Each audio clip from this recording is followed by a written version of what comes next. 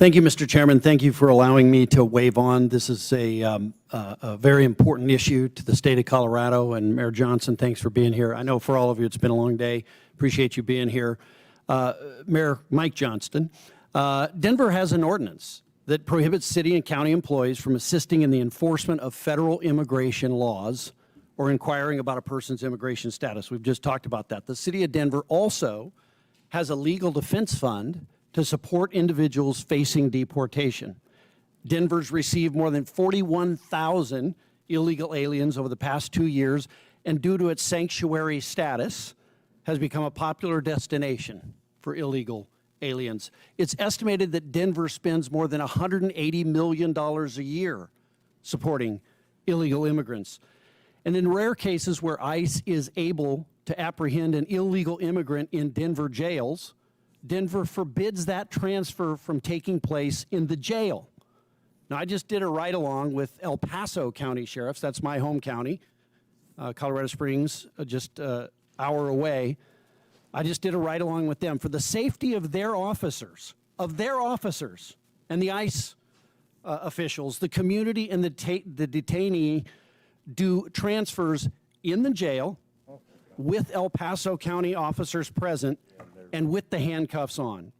Now, that El Paso County method has never, ever resulted in the injury of an officer during the transfer.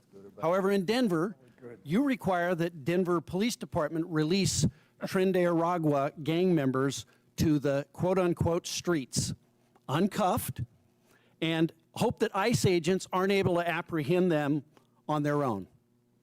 That's the hope. Let's just be honest. With no Denver Police Department officer there to assist if the situation turns violent, that's irresponsible. And to be clear, there's no federal law that forces you to do it this way, Mr. Mayor. This policy and the danger that it creates is wholly a result of your policy as the city and county of Denver. Just last week, it resulted in an illegal Tren de Aragua member assaulting and biting an ICE agent because he was uncuffed and he was released by Denver to a parking lot. Now, you're putting police officers who you're sworn to help protect as their mayor at risk to score political points. And I think it's outrageous. It's unbecoming to your office, and it's a danger to the people of Colorado and the citizens of Denver. Now, we have this case, and I know you've talked about it today. Abraham Gonzalez, suspected TDA gang member, released from Denver County Jail, as I mentioned, due to Colorado's sanctuary policies. This is a post by ICE. Was forced to arrest him in public. ICE was forced to arrest him in public where he assaulted officers, sanctuary policies, endanger communities, and law enforcement. That's their post. I'd ask that this be entered into the record, Mr. Chairman. Objection, so ordered. Mr. Mayor, yes or no? Would you feel safe if you were alone in a parking lot with a Tren de Aragua gang member? We did not put a situation where someone Just yes or no. Would you feel safe if you were in a parking lot alone with a Tren de Aragua member like you make your police officers do, or like you make an ICE agent do? Yes or no? There were 6 ICE agents on the scene. Could you answer my question? Would you feel safe without any weapons? Would you feel safe? Reclaiming my time, thank you. Would Coloradans, reclaiming my time, Mr. Mayor, you're not going to answer the question. Would Coloradans be safer if ICE had full cooperation from Denver to remove Tren de Aragua gang members, yes or no?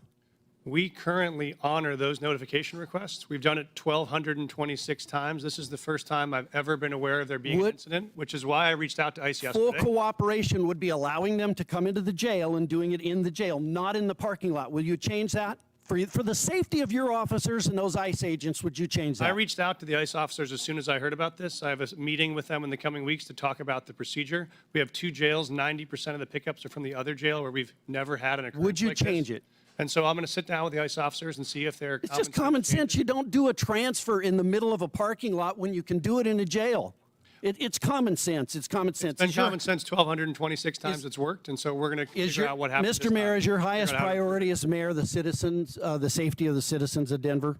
My priority as mayor is to protect public safety for all of our Okay, residents. last question. Have you apologized to the federal law enforcement agent who was assaulted by a Trinidad Agua gang member because of your failed leadership? Yes or no? I reached out to the ICE officers yesterday, and I've asked to sit down with them to talk about this procedure and how we can align systems to make sure no other officers get injured. Thank you.